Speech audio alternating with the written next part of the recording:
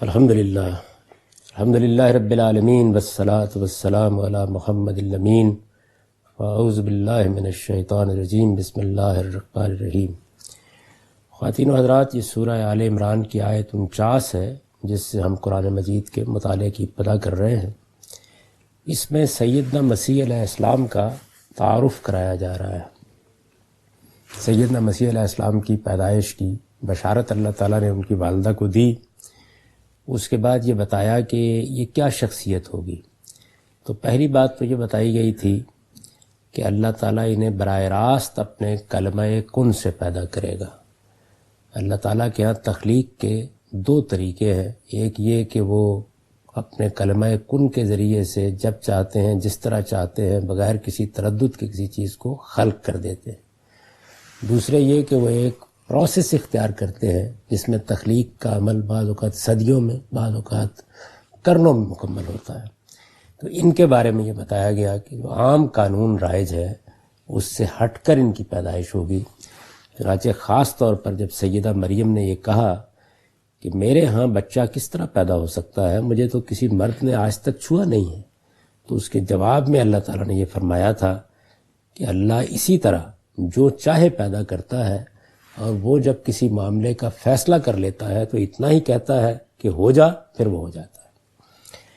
اس کے بعد یہ بتایا گیا تھا کہ اللہ تعالیٰ ان کو کتاب اور حکمت سکھائے گا، کتاب اور حکمت کی تعلیم دے گا۔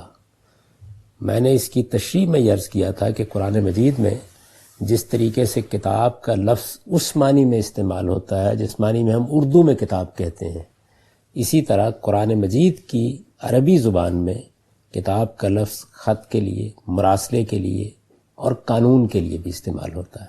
قانون کے لیے اس لفظ کا استعمال قرآن مجید میں جگہ جگہ ہوا ہے، تو یہاں پر بھی اسی مفہوم میں ہے۔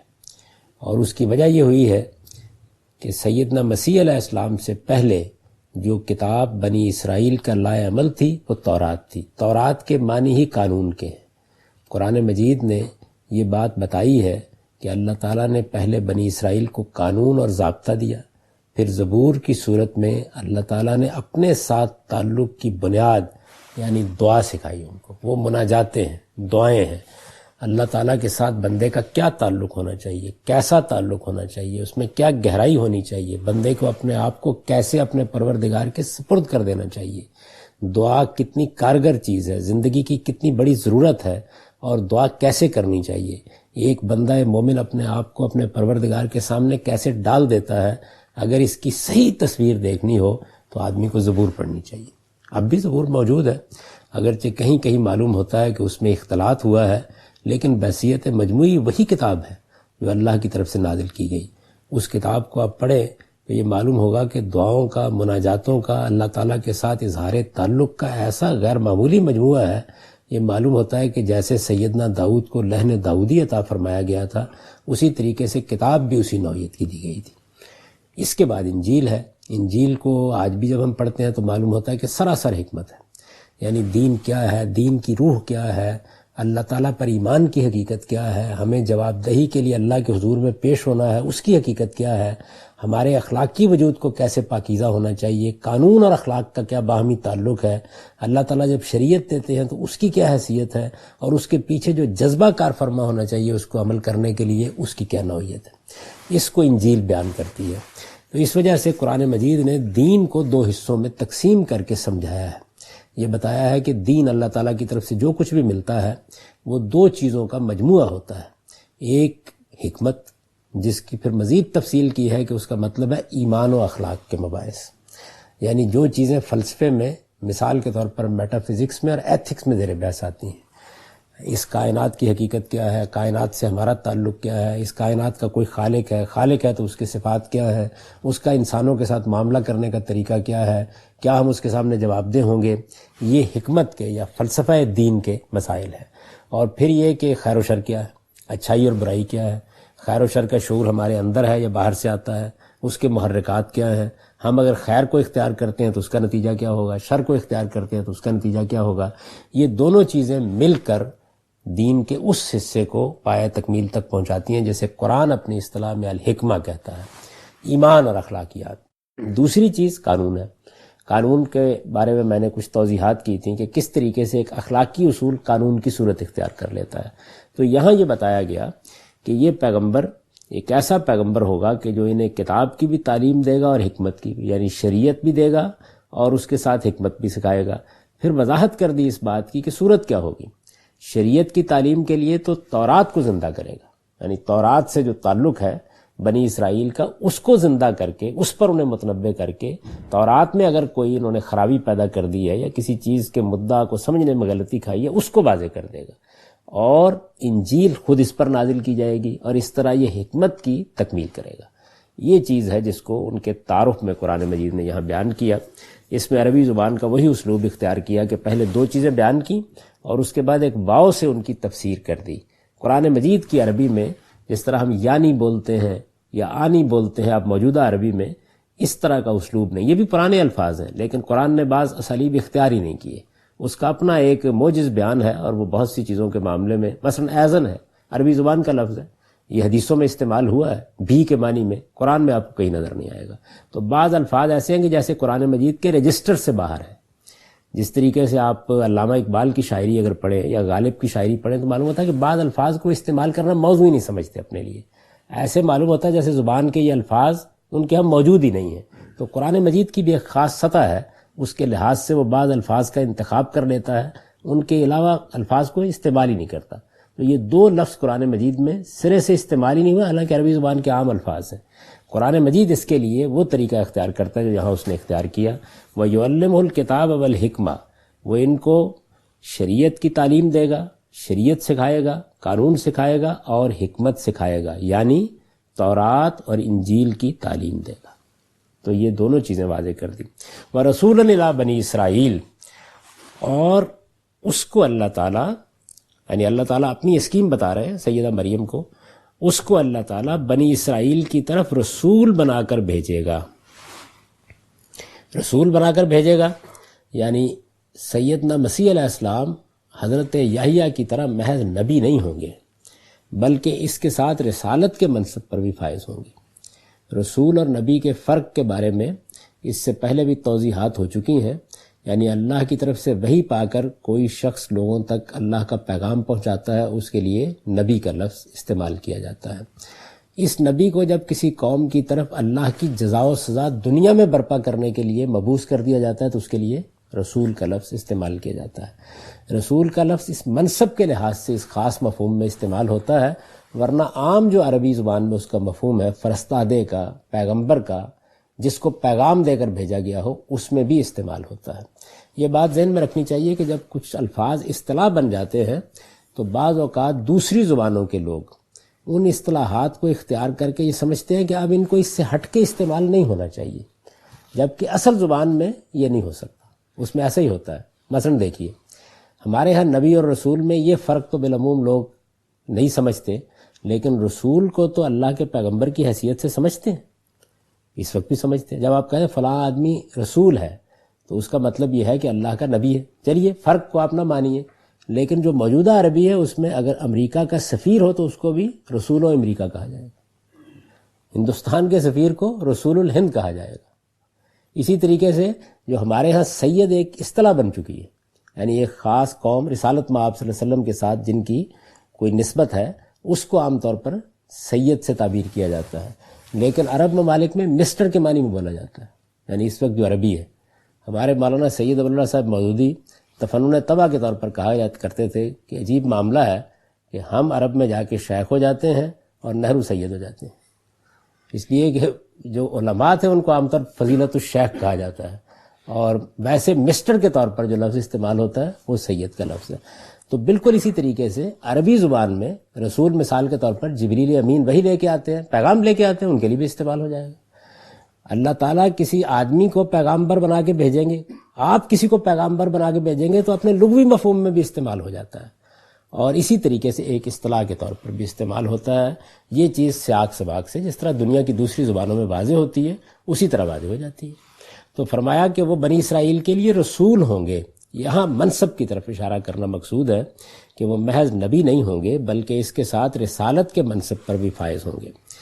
دوسری بات تو اس میں واضح کی وہ یہ ہے کہ رسولاً الی بنی اسرائیل، یعنی وہ بنی اسرائیل کے لیے خاص رسول ہوں گے، باقی قوموں کی طرف اس حیثیت سے ان کی بعثت نہیں ہوگی۔ ان کی نبوت کا پیغام تو ساری دنیا کے لیے ہے، اللہ کو ایک مانو، اللہ کی توحید پر ایمان رکھو، آخرت کی جواب دہی کے لیے تیار رہو۔ یہ چیز تو ساری دنیا کے لیے عام ہے، ہر پیغمبر جو جہاں بھی آیا ہے یہ پیغام لے کے آیا ہے، تمہیں ایک دن اپنے پروردگار کے حضور میں جواب دہ ہونا ہے، لیکن ان کی حیثیت رسالت کا تعلق بنی اسرائیل سے، یہ واضح کر دیا۔ اس کا کیا مطلب ہے؟ اس کا مطلب یہ ہے کہ بنی اسرائیل پر وہ اللہ کی حجت تمام کریں گے، اور جب بنی اسرائیل پر اللہ کی حجت ان کے ذریعے سے پوری ہو جائے گی تو اس کے بعد اس کے نتائج ان کو دنیا میں بھگتنے ہوں گے، یعنی یہ بنی اسرائیل کے لیے خاص رسول ہوں گے۔ اب ظاہر ہے کہ وہ بنی اسرائیل پر اتمام حجت کے لیے آئے ہیں۔ بنی اسرائیل پر اتمام حجت کا مطلب کیا ہے؟ یعنی قوم نوح پر سیدنا نوح علیہ السلام نے اتمام حجت کیا، قوم عاد پر، قوم سمود پر ان کے پیغمبروں نے اتمام حجت کیا۔ یہ میری آپ کی طرح عمومی قومیں ہیں، جیسے ہماری ایک قوم ہے، میری قوم، آپ کی قوم، جیسے ہم پاکستانی قوم کہتے ہیں، ہندوستانی قوم کہتے ہیں، امریکی قوم کہتے ہیں، یہ تو عموم میں اقوام ہے۔ بنی اسرائیل کا معاملہ یہ نہیں ہے۔ بنی اسرائیل کا معاملہ یہ ہے کہ وہ در حقیقت اللہ تعالیٰ کی طرف سے منتخب کر کے ایک ذمہ داری پر فائز کیے گئے ہیں۔ ان کی طرف اتمام حجت کے لیے جس پیغمبر کو بھیجا جا رہا ہے اس کی نوعیت بالکل مختلف ہو جاتی ہے۔ اس کا مطلب یہ ہے کہ اللہ تعالیٰ نے در حقیقت ایک غیر معمولی منصب پر فائز قوم کے بارے میں آخری فیصلہ کرنے کا ارادہ کر لیا۔ یہ چیز ہے جو پیش نظر رہنی چاہیے۔ چنانچہ ان پر اتمام حجت کے لیے، یعنی ایک یہ ہے کہ ایک بگڑی ہوئی قوم تھی، غلط فہمی میں مبتلا تھی، ایک پیغمبر ان کی طرف بھیجا گیا۔ یہ وہ قوم ہے جس کے پاس کتاب ہے، جس کے پاس نبوت ہے، جو پیغمبروں کی پیرو رہی ہے، جو پیغمبروں کی اولاد ہے، سیدنا ابراہیم علیہ السلام کی ذریت ہے، ایک بڑے منصب پر فائز ہے۔ اس کے ہاں سرکشی اور گردن کشی ہے جس کو تورات بیان کرتی ہے، انتہا پر پہنچ گئی ہے۔ اس موقع کے اوپر سیدنا مسیح علیہ السلام کو آخری پیغمبر کی حیثیت سے، یعنی بنی اسرائیل کے لیے خدا کے آخری پیغمبر کی حیثیت سے مبعوث کیا گیا ہے۔ چنانچہ اب دیکھیے کہ کیا غیر معمولی معاملات کیے۔ اتمام حجت کا مطلب یہ نہیں ہوتا کہ آپ نے بہت بلیغ واضح فرمانا ہے، بڑے اعلیٰ عقلی دلائل دینے ہیں، وہ تو دیتے ہی ہیں سارے پیغمبر۔ یعنی اب آپ نے پردہ اٹھا دینا ہے حقائق سے، اتنی حد تک پردہ اٹھا دینا ہے کہ جس کے بعد کسی کے پاس عذر کی گنجائش نہ رہے۔ اس وقت پردہ پڑا ہوا ہے، یعنی حقائق پر چونکہ پردہ پڑا ہوا ہے تو ہم عقلی استدلال کرتے ہیں، دھواں دکھا دکھا کر بتاتے ہیں پیچھے آ گئے۔ تو یہ جو طریقہ ہے یہ تو ایک عاقل انسان کے لیے کفایت کرتا ہے کہ وہ کائنات کو دیکھے اور اس سے خدا تک پہنچ جائے، کائنات کا مطالعہ کرے، کائنات کے نظم کا مطالعہ کرے، اس سے آخرت کا تصور اخذ کر لے۔ لیکن جس وقت آپ پردہ اٹھا دیتے ہیں، یعنی وہ حقائق جو اس وقت نظر نہیں آتے، وہ چیزیں جو اس وقت حسی مشاہدے میں نہیں آتی، جب ان سے پردہ اٹھا دیتے ہیں تو پھر تو کسی کے لیے کوئی گنجائش باقی نہیں رہتی۔ تو ان کے لیے ایک حد تک پردہ اٹھایا جا رہا ہے معاملات سے۔ پہلا پردہ یہ اٹھایا کہ ان کی بعثت ایک ایسے طریقے سے ہوئی کہ جو طریقہ عام حالات میں اللہ تعالیٰ انسانوں کی پیدائش کے معاملے میں اختیار نہیں کرتے۔ پہلا معاملہ یہ کیا، اس کو بیان کر دیا پہلے۔ یہ جتنا معاملہ ہے اس کو اگر آپ دیکھیں تو اس کی تمہید یہاں سے اٹھائی ہے کہ ہم نے مسیح علیہ السلام کو پیدا کیا تو ہم نے ان کی بشارت دی اور یہ کہا کہ یہ آپ کے ہاں ولادت پائیں گے، اور ان کے ساتھ معاملہ یہ ہوگا کہ یہ بن باپ کے پیدا ہوں گے، اپنی نبوت کی گواہی گہوارے میں دیں گے، یہ بڑے ہو کر بھی اس کی تعلیم دیں گے، اور ان کو ہم نے براہ راست اپنے کلمہ کن سے پیدا کیا ہے۔ یعنی ابتدا ہی گویا غیر معمولی صورتحال سے ہو رہی ہے۔ اس غیر معمولی صورتحال میں جب ایک شخص کو بھیجا جائے گا تو غیر معمولی معجزات بھی اس کے سپرد کیے جائیں گے۔ سیدنا موسیٰ علیہ السلام کے معجزات کا ذکر قرآن میں آ گیا، تو معجزے کے بارے میں بھی یہ بات معلوم ہوئی کہ یہ در حقیقت کسی قوم کے لیے خدا کی آخری حجت ہوتی ہے۔ یعنی اب کچھ پردہ اٹھایا جا رہا ہے معاملات سے، اس کے بعد بھی اگر کوئی قوم نہیں مانتی تو پھر اس کا فیصلہ آسمان سے صادر ہو جاتا ہے۔ اب وہ چیزیں جو ان کو دی ہیں، سیدنا موسیٰ علیہ السلام کو کہا گیا نا کہ آپ کو ہم نے 9 نشانیاں دے کر فرعون کی طرف بھیج دی ہیں، وہ بھی چونکہ ایک باجبروت حکمران ہے تو کچھ غیر معمولی معجزے دے کر ان کو بھیجا گیا تاکہ وہ پہلے ہی مرحلے میں ان کے خلاف کوئی اقدام نہ کرے بلکہ ان کی بات سننے کے لیے آمادہ ہو جائے۔ ان کے معجزات کی نوعیت یہ ہے کہ بنی اسرائیل کے مذہبی پیشوا ہیں، علماء ہیں، فقیہ ہیں، وہ اس وقت غیر معمولی حد تک اپنی قوم پر گرفت رکھتے ہیں، رومیوں کا قبضہ ہے، ایک محکوم قوم میں آئے ہیں۔ یعنی اس طرح کی صورتحال ہے، جس طرح ہمارے ہاں کسی زمانے میں انگریزوں کی حکومت قائم تھی تو یہی صورتحال اس وقت تھی۔ بنی اسرائیل اس وقت کے مسلمان تھے تو ان کی حکومت ختم ہو چکی تھی، اور رومیوں نے ان کی سلطنت پر قبضہ کر لیا تھا. اور رومیوں کا عام طریقہ یہ تھا کہ بعض اوقات تو وہ یہ کرتے تھے کہ براہ راست جیسے وائسرائے کو مقرر کر کے حکومت کی جا رہی ہے، اور بعض اوقات یہ طریقہ اختیار کرتے تھے کسی مقامی حکمران ہی کے ذریعے سے حکومت کرتے تھے. جیسے ہمارے یہاں بھی انگریزوں نے یہ کیا کہ انہوں نے برطانوی ہند میں براہ راست حکومت کی وائسرائے کے ذریعے سے، اور بعض ریاستیں ایسی تھیں جن میں وہ بالواسطہ حکومت کرتے رہے. یعنی سینکڑوں کی تعداد میں ہندوستان کی ریاستیں تھیں جن میں ان کے حکمرانوں کو انہوں نے نہیں چھیڑا، لیکن ان کی حکمرانی کی نوعیت بس یہی تھی کہ وہ احکام کے پابند ہوتے تھے. ان کا ایک یوں سمجھ لیجئے کہ نام کی حد تک اقتدار قائم ہوتا تھا. تو یہ طریقہ انہوں نے اختیار کر رکھا ہوا تھا کہ کچھ حصہ ایسا تھا جس میں رومی گورنر تھا، اور کچھ حصہ ایسا تھا کہ جس میں بنی اسرائیلی کے حکمران تھے، لیکن ان پر اقتدار رومیوں ہی کا قائم تھا. یہ صورتحال تھی. اس میں یہ آئے ہیں، اور اس موقع پر ان کو جب معجزات دیے گئے غیر معمولی معجزات ہیں، یعنی وہ حصی معجزات کہ جو گویا ان کی نبوت کی علامت کے طور پر دے دیے گئے کہ میں خدا کی طرف سے آیا ہوں. اور جس طرح میں پہلے عرض کر چکا کہ یہ المسیح قرار پائے، یعنی اللہ تعالیٰ نے ان کے اس منصب پر فائز ہونے کا اعلان اپنی طرف سے کیا. اس کی صورت یہ اختیار کی گئی کہ انہوں نے گہوارے ہی میں اپنی نبوت کی شہادت دی اور اپنے منصب کا اعلان کیا. وہ آگے بیان ہوگا. تو ارشاد فرمایا کہ یہ بنی اسرائیل کی طرف رسول بنا کر بھیجے جائیں گے، اور یہ آ کر دعوت دیں گے. یعنی اس کے بعد قرآن نے کیا کیا ہے؟ قرآن نے یہ کیا ہے کہ جیسے ہی ان کے تعارف کے جملے مکمل ہوئے ہیں تو یک بیک گویا ان کی زبان سے بات کہنا شروع کر دی ہے، ان کی زبان سے وہ دعوت پیش کرنا شروع کر دی ہے. چنانچہ یہی ہوا، اور اس نے بنی اسرائیل کو دعوت دی. کیا دعوت دی؟ انی قد جئتکم بآیۃ من ربکم، میں تمہارے پروردگار کی طرف سے نشانی لے کر آیا ہوں. یعنی مطلب یہ ہے کہ میں پروردگار کی طرف سے ایک واضح آیت، واضح نشانی لے کر آیا ہوں. میرے ساتھ کچھ پردے اٹھ رہے ہیں. میں آ کے محض واز نہیں کر رہا، وہ تو بہت ہو چکا تم پر.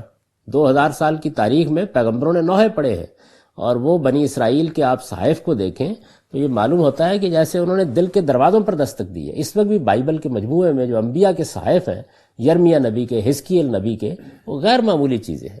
یعنی اس میں تو کوئی کسر باقی نہیں رہ گئی. میں تو اب آخری نشانی لے کر آ گیا ہوں، اب تمہارے پروردگار کی طرف سے اب فیصلہ ہونا ہے، یہ میں لے کر آیا ہوں. تو انہوں نے کہا کہ میں کیا کروں گا؟ انی اخلق لکم من الطین کہیئۃ الطیر، وہ نشانی یہ ہے کہ میں تمہارے لیے مٹی سے پرندے کی ایک صورت بناتا ہوں. پھر کیا ہوگا؟ فانفخ فی، پھر میں اس میں پھونکتا ہوں. فیکون طیرا باذن اللہ، تو اللہ کے حکم سے وہ فی الواقع پرندہ بن جاتی. یعنی گویا زندگی دینے کا جو عمل ہے اس کا میں مشاہدہ کرا دوں گا. زندگی اسباب کے تحت وجود پذیر ہوتی ہے. میں مٹی کی ایک مورت بناؤں گا. جس طریقے سے پروردگار نے مٹی کے اندر سے انسان کی تخلیق کر کے اس میں زندگی کی روح پھونکی ہے، تو تم یہی تردد محسوس کرتے ہوں گے نا، تو میں یہ کر کے دکھا دوں گا. تو پہلا معاملہ انہوں نے یہ بیان کیا کہ انی اخلق لکم من الطین کہیئۃ الطیر، وہ نشانی یہ ہے کہ میں تمہارے لیے مٹی سے پرندے کی ایک صورت بناتا ہوں. فانفخ فی، پھر اس میں پھونکتا ہوں. فیکون طیرا باذن اللہ، تو اللہ کے حکم سے. اب یہ دیکھیے بار بار وہ یہ کہیں گے کہ یہ کوئی میرا کارنامہ نہیں ہے، اللہ کے اذن سے، اللہ کے اذن سے، اللہ کے حکم سے وہ فی الواقع پرندہ بن جاتی ہے. وَأُبْرِئُ الْأَكْمَحَ وَالْأَبْرَصَ، اور اندھے اور کوڑی کو میں اللہ کے حکم سے اچھا کر دیتا ہوں. یعنی اندھے اور کوڑی میرے سامنے لائے جائیں گے اور میں ان پر اپنا ہاتھ رکھوں گا اور ان کا مرض دور ہو جائے گا. وَأُحْيِي الْمَوْتَى بِإِذْنِ اللَّهِ، اور میں مردوں کو زندہ کر دوں گا اللہ کے اذن سے. یعنی یہ کوئی معمولی معاملات نہیں ہے. آپ دیکھیے اس میں زندگی دینے سے ابتدا ہوئی ہے، اور پھر اس کے بعد یہ بتایا ہے کہ مردوں کو زندہ کر دوں گا. فرمایا کہ وَأُنَبِّئُكُم بِمَا تَأْكُلُونَ، اور میں تمہیں بتا سکتا ہوں جو کچھ تم اپنے گھروں میں کھا کر آتے ہو. وَمَا تَدَّخِرُونَ فِي بُيُوتِكُمْ، اور جو اپنے گھروں میں جمع رکھتے ہو.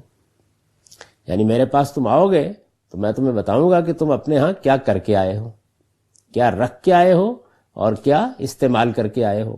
تو فرمایا کہ یہ میں تمہارے پاس نشانی لے کر آیا ہوں. اور ان فی ذالک لآیۃ لکم، اس میں تمہارے لیے یقیناً ایک بڑی نشانی ہے. ان کنتم مومنین، اگر تم ماننے والے ہو. اور اس کے ساتھ انہوں نے کہا کہ میں محض یہ غیر معمولی معجزات ہی لے کر نہیں آیا. وَمُصَدِّقًا لِمَا بَيْنَ يَدَيَّ مِنَ التَّوْرَاتِ، مذہبی لحاظ سے میں کوئی نئی دعوت لے کر نہیں آیا، میں اس تورات کی تصدیق کرنے والا بن کے آیا ہوں جو مجھ سے پہلے تمہارے پاس موجود ہے۔ تورات میں جو میرے بارے میں باتیں کہی گئی ہیں اور جو چیزیں اس سے پہلے بیان ہو گئی ہیں اور جو شریعت اس میں ہے، میں اس سب کی تصدیق کرنے والا بن کے آیا ہوں۔ اور فرمایا کہ میں اس لیے آیا ہوں وَلِأُحِلَّ لَكُمْ بَعْضَ الَّذِي حُرِّمَ عَلَيْكُمْ، کہ جو چیزیں اس سے پہلے تم پر حرام کر دی گئی ہیں، کیسے حرام ہوئی ان پر ہم گفتگو کرتے ہیں، ان کو میں حلال کرنے کے لیے آیا ہوں۔ وَجِئْتُكُمْ بِآیَةٍ مِّن رَبِّكُمْ، اور دیکھو میں تمہارے پروردگار کی طرف سے تمہارے پاس نشانی لے کر آیا ہوں، فَاتَّقُوا اللَّهَ، سو اللہ سے ڈرو اور میری بات مانو، ان اللہ ربی و ربکم، یقیناً اللہ ہی میرا بھی رب ہے اور تمہارا بھی، فَاعْبُدُوهُ، لہذا اسی کی بندگی کرو، ھذا صراط مستقیم، یہی سیدھی راہ ہے۔ یہ ان کی پوری دعوت ہے۔ قرآن مجید نے اس کا خلاصہ بیان کر دیا ہے۔ یہ باتیں انہوں نے اگر انجیل کو آپ پڑھیے تو وقتاً فوقتاً کہی ہیں، مختلف موقعوں پر کہی ہیں، کبھی اجمال سے کہی ہیں، کبھی تفصیل کے ساتھ کہی ہیں، کبھی ان کی وضاحت کی ہے اور کبھی ان کی طرف محض اشارہ کیا ہے۔ قرآن مجید نے یہاں ان کا خلاصہ کر دیا ہے۔ اس خلاصے کا آپ جائزہ لیں تو یہ دیکھیے کہ معلوم ہوتا ہے کہ سراسر ایک غیر معمولی شخصیت ہے، یعنی سیدنا مسیح علیہ السلام کی شخصیت کا جو قرآن نے یہاں تعارف کرایا ہے۔ جب مذہبیات کے معاملے میں تعصبات پیدا ہو جاتے ہیں، اس کو قرآن آگے موضوع بنائے گا، تو اس وقت تو مسئلہ یہ ہوتا ہے کہ آپ اپنے ہاں کے پیغمبر کے بارے ہی میں تمام چیزوں کو جمع کرنا شروع کر دیتے ہیں۔ قرآن مجید اس مقام پر نہیں کھڑا، وہ تو اصل میں خدا کی کتاب ہے، اس وجہ سے وہ ساری صورتحال کو اسی طرح بیان کرتا ہے جس طرح کہ وہ فی الواقع ہے۔ ایسا نہیں ہے کہ مسیحیوں کے ساتھ گفتگو کی جا رہی ہے تو جس طرح ہمارے ہوتا ہے کہ مناظرے کے موقع کے اوپر آپ سیدنا مسیح علیہ السلام کو کمتر دکھانے کی کوشش شروع کر دیتے ہیں اور رسالت میں آپ صلی اللہ علیہ وسلم کو برتر دکھانے کی کوشش شروع کر دیتے ہیں، یہ قرآن مجید کا انداز ہی نہیں ہے۔ قرآن مجید حقائق کو بیان کرتا ہے۔ تو آپ دیکھیں کہ سب سے پہلے اس نے کہاں سے بات اٹھائی ہے، یہاں سے بات اٹھائی ہے کہ سیدنا مسیح علیہ السلام کی پیدائش کیسے ہوئی۔ اس بات کی تصویب کی ہے کہ جس بنیاد پر تم نے الوہیت کا عقیدہ پیدا کر لیا ہے، حالانکہ اگر محض اس کی تردید کرنا مقصود ہوتا تو تنہا یہی بات کافی تھی کہ تم لوگ غلط فہمی میں مبتلا ہو، نہیں، تصویب کی اس کی کہ ایسا ہی ہوا ہے، ایسا ہی ہوا ہے۔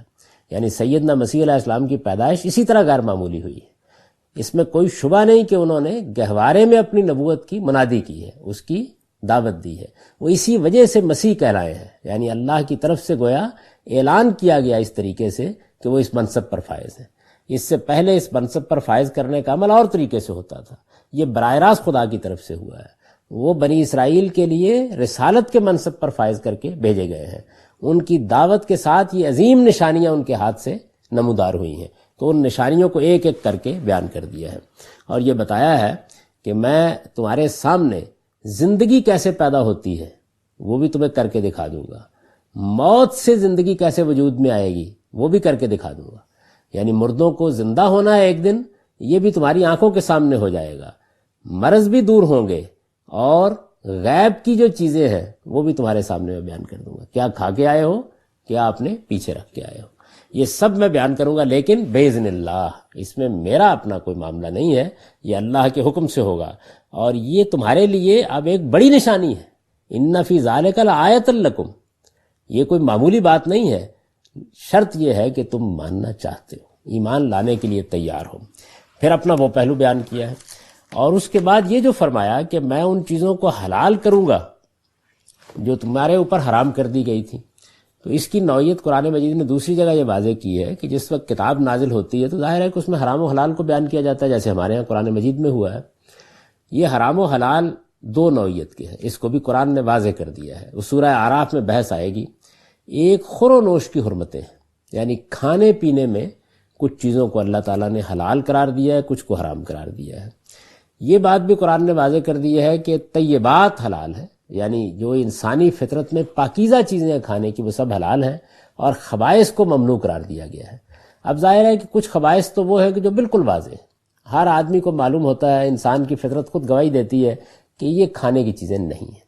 کچھ چیزوں میں اشتباہ ہوتا ہے، اس اشتباہ کو انبیاء علیہ السلام نے دور کیا ہے۔ انبیاء علیہ السلام کا جو اصلی مقصود ہوتا ہے وہ یہی ہوتا ہے کہ انسان کی فطرت میں جو ہدایت ہے اس کی روشنی میں اگر کسی چیز کی تعین نہیں ہو رہی، اور یہ بھی ایک حقیقت ہے کہ بہت سے معاملات میں کچھ ایسے مشتبہ مقامات ہوتے ہیں جو اس کا تقاضا کر رہے ہوتے ہیں کہ یہاں کوئی ہدایت اور رہنمائی ملے اور آپ اس کی تعیین کر لیں، تو انبیاء علیہ السلام وہی کرتے ہیں۔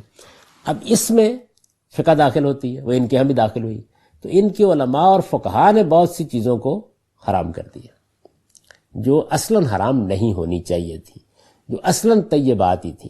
اسی طرح سے ان کے پیغمبروں میں سے مثال کی دی ہے قرآن مجید نے آگے ایک جگہ کہ سیدنا یعقوب علیہ السلام بعض چیزیں اپنے طبعی ذوق کی وجہ سے نہیں کھاتے تھے، لیکن چونکہ ایک بڑی شخصیت تھی تو بعد کے زمانوں میں ان کے نہ کھانے سے استدلال کرتے ہوئے فقہا نے اس کو بھی ممنوعات کی فہرست میں داخل کر دیا۔ اس کی ایک بڑی عمدہ مثال وہ ہے جب رسالت میں آپ صلی اللہ علیہ وسلم کے سامنے گو پکا کر رکھی گئی تو آپ نے نہیں کھائی اور فرمایا کہ میں پسند نہیں کرتا اس بات کو۔ پیغمبر بہت لطیف ذوق کے حامل ہوتے ہیں، عرب عام طور پہ کھاتے تھے۔ سیدنا خالد بن ولید کے بارے میں بیان کیا جاتا ہے کوئی دسترخوان پر موجود تھے، انہوں نے موقع غنیمت دیکھا، ساری رکابی اپنی طرف کھسکائی اور پوری کی پوری کھا گئے۔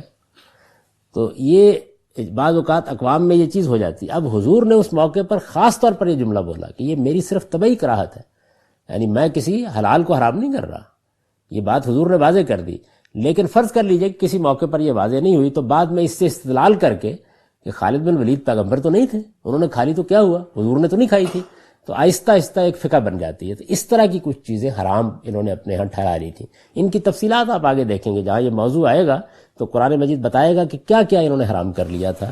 تو انہوں نے فرمایا کہ میں یہ سب اسر و اغلال اٹھانے کے لیے آیا ہوں، تمہارے علماء کے غلو اور اس کے نتیجے میں ان کی طرف سے صادر ہونے والے فتووں کی وجہ سے جو چیزیں حرام ہو گئی ہیں انہیں میں حلال کر دوں گا۔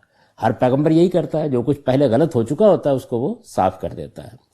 اس کے بعد انہوں نے کہا کہ یہ بات یاد رکھو کہ تمہیں اللہ کا تقوی اختیار کرنے کی میں دعوت دیتا ہوں اور اپنی پیروی۔ پیغمبروں کی دعوت انہی دو نکات پر ہوتی ہے، اتقوا اللہ واطیعون، یعنی میں خدا کا نمائندہ ہوں، اب میری پیروی کرنا ہوگی، میں خدا کا حکم لے کر آیا ہوں، اس کی اطاعت کرنی ہوگی، اور اللہ سے ڈرو، اللہ کا تقوی اختیار کرو، اللہ سے ڈرو اور میری بات مانو۔ آپ پیغمبروں کی دعوت اگر نکالیں قرآن مجید میں کئی جگہوں پر خلاصہ کیا ہے، انہی دو لفظوں میں بیان ہوتی ہے، اتقوا اللہ واطیعون۔ تو یہ بات بھی انہوں نے کہی، اس کے ساتھ یہ بات بھی انہوں نے بتائی کہ میرا پروردگار بھی اللہ ہے اور تمہارا بھی۔ اس کے لیے جو لفظ رب استعمال کیا ہے، یعنی میرا باپ اور تمہارا باپ، یہ تعبیر ہے نا جو انجیل میں اختیار کی جاتی ہے، وہ اسی کا ترجمہ ہے۔ سیدنا مسیح علیہ السلام نے ایک خاص طور پر یہ جملہ یہاں آیا ہے کہ وہ جو جملہ کہتے تھے اس میں یہ الفاظ استعمال کرتے تھے۔ اب اور ابن کے جو الفاظ ہیں وہ عربی زبان میں باپ اور بیٹے اور رب اور بندے کے معنی میں مشترک تھے، تو اس کا یہ مطلب لینے کی بجائے لوگوں نے اس کا ایک دوسرا مطلب لے لیا۔ مشترک الفاظ سے فائدہ اٹھا کر ایک پورا فلسفہ نکال لینا اور اس کو اس کے سیاق و سباق میں نہ رکھنا۔ انجیل میں جگہ جگہ پوری انسانیت کے لیے یہ تعبیر استعمال ہوئی ہے کہ تم سب خدا کے بیٹے ہو۔ ہمارے شاعر حالی نے یہ کہا کہ ہے ساری مخلوق کنبہ خدا کا۔ تو یہ تعبیریں جو ہیں یہ بعض اوقات ادبی تعبیریں ہوتی ہیں، لیکن ان کو ایک غلط معنی میں لے کر انہوں نے باپ بیٹے کا واقعی تعلق قائم کرنے کی کوشش کر ڈالی اور پھر اس سے ایک خاص وحدت الوجود کا تصور نکالا۔ تو ارشاد فرمایا کہ میں اس پروردگار کی تمہیں دعوت دیتا ہوں جو میرا بھی رب ہے اور تمہارا بھی، اور وہ دعوت کیا ہے؟ فعبدو، اس کے بندے بن کر رہو۔ یہ جو قرآن مجید لفظ عبادت استعمال کرتا ہے تو اس کا مطلب یہ ہے کہ خدا کے بندے بن کر رہو، اس احساس کے ساتھ جیو کہ تم زمین پر کوئی مستقل بذات ہستی نہیں ہو جو براہ راست پیدا ہوئی ہے، اپنی تقدیر کی خود مالک ہے۔ تم ایک خدا کے بھیجے ہوئے آئی ہو تو وہ تمہارا خالق ہے، تمہیں ایک دن اس کے سامنے جواب دہ ہونا ہے۔ یہ احساس لے کر دنیا میں زندگی بسر کرو، تو اس سے جو رویہ وجود میں آئے گا وہ عبادت ہے۔ یعنی پھر آدمی سرکش نہیں ہو سکتا، وہ تبرد نہیں اختیار کر سکتا، وہ خدا کے سامنے جھکے گا، بات ماننے کے لیے تیار ہوگا، حقائق پر غور کرنے کے لیے تیار ہوگا، گریز اور فرار کے راستے اختیار نہیں کرے گا، صحیح بات کو جان کر اپنی حیثیت کے مطابق دنیا کے اندر معاملہ کرے گا۔ تو یہ عبادت ہے۔ فرمایا کہ اللہ کی بندگی کرو، ھذا صراط مستقیم، یہی سیدھی راہ۔ تو اب سیدھی راہ کی انہوں نے وضاحت کر دی، سیدھی راہ کے ایک ایک پہلو کو نمایاں کر دیا۔ اللہ کو اپنا پروردگار مانو، اللہ کی بندگی کرو، اللہ کے راستے پر رہو، اس کا تقوی اختیار کرو، پیغمبر کی اطاعت کرو، پیغمبر جو دین لے کر آیا اس کے سامنے سر جھکا دو، ھذا صراط مستقیم، یہی سیدھی راہ۔ سیدھی راہ کی انہوں نے نشاندہی کر دی۔ اس میں اب پیچھے ایک نظر ڈال کر دیکھ لیجئے کہ قرآن مجید نے کس طریقے سے ایک ایک چیز کو واضح کیا ہے۔ یعنی پہلے اس بنیادی مقدمے کو واضح کیا ہے کہ مسیحی حضرات یا نصارہ سیدنا مسیح علیہ السلام کے بارے میں جو بات بیان کر رہے ہیں، جہاں سے مسئلہ پیدا ہوا ہے، اس بات میں کوئی شبہ نہیں کہ وہ ٹھیک ہے. یعنی ان کی جو غیر معمولی شخصیت ہے اس میں دو رائے نہیں ہے، اس کی تصویب کر دی ہے پوری کی پوری. وہ بن باپ کے پیدا ہوئے ہیں، وہ اللہ کے کلمہ کن سے براہ راست وجود میں آئے ہیں، انہوں نے گہوارے میں اپنی نبوت کی شہادت دی ہے، وہ خدا کے مقرر کردہ مسیح ہیں. یعنی ان کے اس منصب کا اعلان خود ذات خداوندی کی طرف سے ہوا ہے. ان کو غیر معمولی معجزات دیے گئے ہیں، ان میں سے قرآن نے کسی کی نفی نہیں کی. بتا دیے سب درست، لیکن اس سے جو نتیجہ تم نے نکالا ہے وہ نتیجہ یہ کہ وہ الوہیت میں شریک ہو گئے ہیں. جس طرح کہ وہ بیان کرتے ہیں کہ اصل میں ذات خداوندی کا ایک ظہور ہے جو بیٹے کی صورت میں ہوا ہے. یہ جو فلسفہ تم نے نکالا اس کی کوئی حقیقت نہیں. انہوں نے یہ جو کچھ کیا اللہ کی طرف سے کیا. جتنے معجزات تھے ان کے پاس اس میں کوئی شبہ نہیں کہ غیر معمولی تھے، لیکن بنی اسرائیل کے لیے وہ رسول کی حیثیت سے آئے تھے. انہیں حجت پوری کرنی تھی اللہ تعالیٰ کی، انہیں جزا و سزا کے قانون کے مطابق ان کے لیے یہاں سزا کا فیصلہ سنانا تھا. اس لیے یہ معجزات ان کو دیے گئے تھے. یہ معجزات بھی وہ باذن اللہ کہہ کے پیش کرتے تھے، اللہ کے حکم سے، اللہ کے حکم سے. اس میں کوئی چیز بھی ان کی ذاتی نہیں تھی. ان کی دعوت کیا تھی؟ ان کی دعوت یہ نہیں تھی کہ مجھ سے ڈرو، میرے اندر خدا ظہور کر گیا ہے، یا میں خدا کا ظہور بن گیا ہوں، یا ذات خداوندی نے میری صورت اختیار کر لی ہے، یا باپ بیٹے کی صورت میں آ گیا ہے. وہ تو یہ کہتے تھے اتقوا اللہ، اللہ سے ڈرو، اور اسی طرح اپنی اطاعت کی دعوت دیتے تھے جس طرح سب پیغمبر اللہ کی اطاعت کی دعوت دیتے رہے. ان کی دعوت میں اور پیغمبروں کی دعوت میں کوئی فرق نہیں تھا. اور رہی یہ بات کہ انہوں نے جو الفاظ استعمال کیے تھے تم نے ان کو غلط صورت دی. اصل الفاظ یہ تھے کہ ان اللہ ربی و ربکم، کہ اللہ ہی میرا بھی پروردگار ہے اور تمہارا بھی پروردگار ہے. میرا باپ اور تمہارا باپ کے الفاظ جو تم نے اختیار کیے وہ ایک غلط تعبیر کا نتیجہ ہے. اصل الفاظ یہ تھے. اور بندگی کی دعوت دی تھی انہوں نے. کس کی بندگی؟ اپنی بندگی نہیں، فاعبدوہ، اللہ کی بندگی کرو. اور یہ بتایا تھا کہ جس راستے پر تم چل پڑے ہو یہ صحیح راستہ نہیں ہے، ھذا صراط مستقیم، یہ سیدھا راستہ ہے.